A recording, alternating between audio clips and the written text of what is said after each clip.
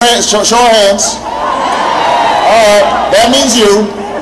You will not see one single dime of tax increases. Not one single dime. Because in an economy like this, the last thing we need to do is raise taxes on the middle class. I will reform our healthcare system to relieve families, businesses, and the entire economy from the crushing cost of healthcare. We're going to invest in new technology and preventive care. If you've got healthcare, my plan will lower your premiums.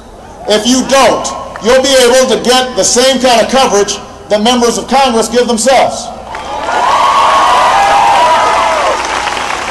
And because I remember what it's like watching a mother die of cancer and have to be on the phone while she's struggling with her illness, arguing with insurance companies because they're saying there's a pre-existing condition and we don't have to pay your treatment. I will make sure that insurance companies stop discriminating against those who are sick and need care the most.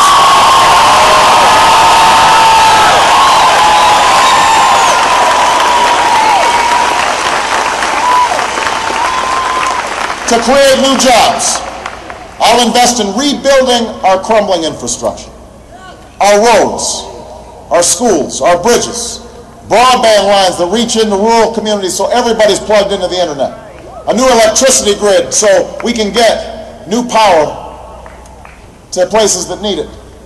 And I'm going to create the jobs of the future by transforming our energy economy. We're going to tap natural gas reserves. We'll invest in making the coal that we have clean. We can find ways to safely harness nuclear power with new technology, but what we need to do is also make sure that we're helping our auto companies retool so that the fuel-efficient cars of the future are built right here in the United States, not in South Korea, not in Japan, but here in the U.S. I'll make it easier for the American people to afford these new cars, and I'm going to invest $150 billion over the next decade in affordable, renewable sources of energy.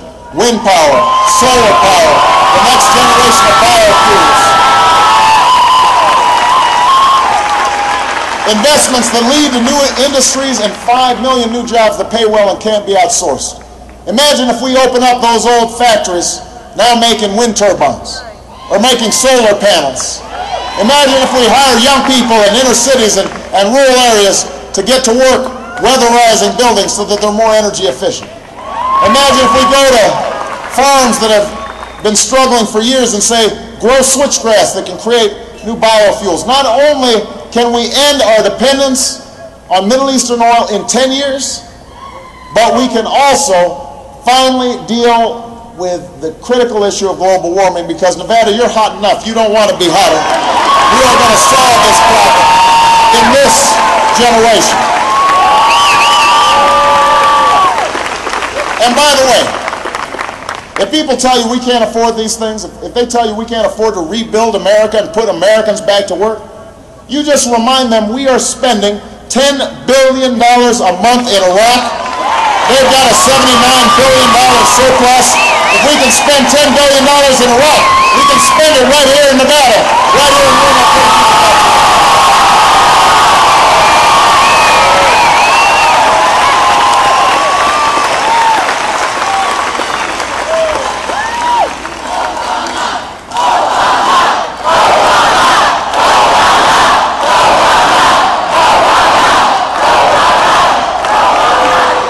When I'm president, if I have that honor, I will meet our moral obligation to provide every child a world-class education. From the day that child is born till the day that child graduates from college.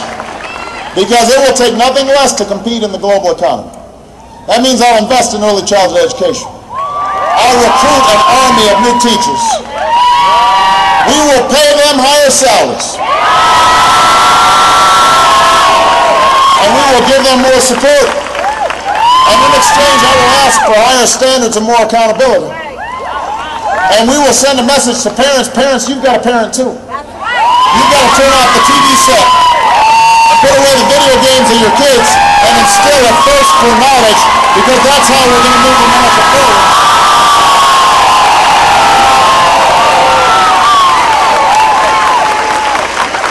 And to the young people who are here, I want you to listen here, because I know you're struggling, trying to piece together the money to go to college. You're looking at $20,000, $30,000, $40,000 worth of debt when you get out. You're burdened with a mortgage before you even think about buying a house. So I want you to know this. We are going to keep our promise to you, the next generation, if you are willing to serve your community or your country. If you are serving in the military, or you're serving in the Peace Corps, if you're working in a veterans home, or you're working in a homeless shelter, if you are willing to serve in an underserved hospital or a school desperately in need, if you are willing to contribute back in any way that is meaningful to this country, then we are going to make sure that we give back to you. We will guarantee that you can afford to go to college, no ifs, ands, or buts. You invest in America, we will invest in you. Together, we are going to move this country forward.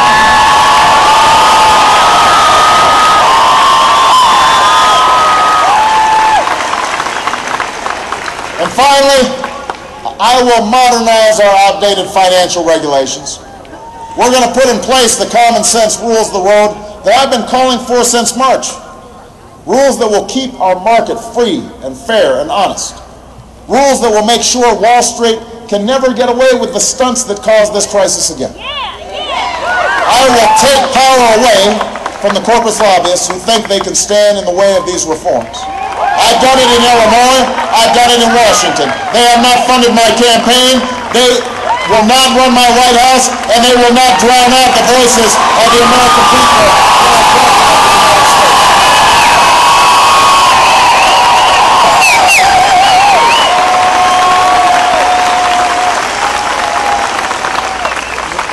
We know these are the changes and reforms that we need. Bottom-up growth that will create opportunity for every American.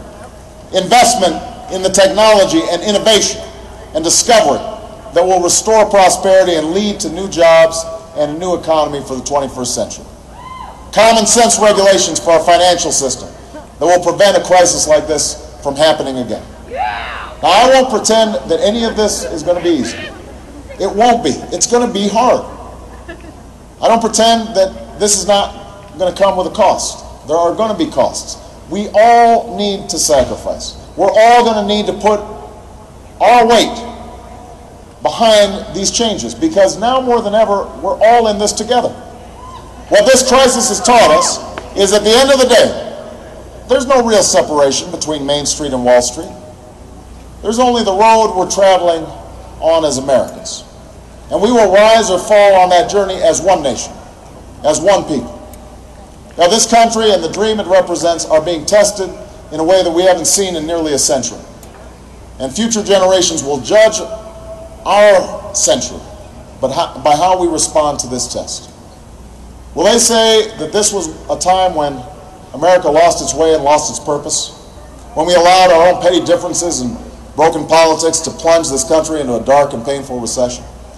Or will they say this was one of those moments, another one of those moments, when America overcame, when we battled back from adversity by recognizing that common stake we have in each other's success? I believe this is one of those moments. I know many of you are anxious about your future and the future of this country. I realize that you're cynical and fed up with politics and politicians. I understand that you're disappointed and even angry with your leaders. You have every right to be. But despite of all this, I ask you to believe. Believe in this country, and most importantly, believe in your ability to change it. I ask you what's been asked of the American people in times of trial and turmoil throughout our history. What was asked at the beginning of the greatest financial crisis this nation ever endured. In his first fireside chat, Franklin Roosevelt, FDR, told his fellow Americans that there's an element of the readjustment of our financial system more important than our currency, more important than gold, and this is the confidence of the people themselves.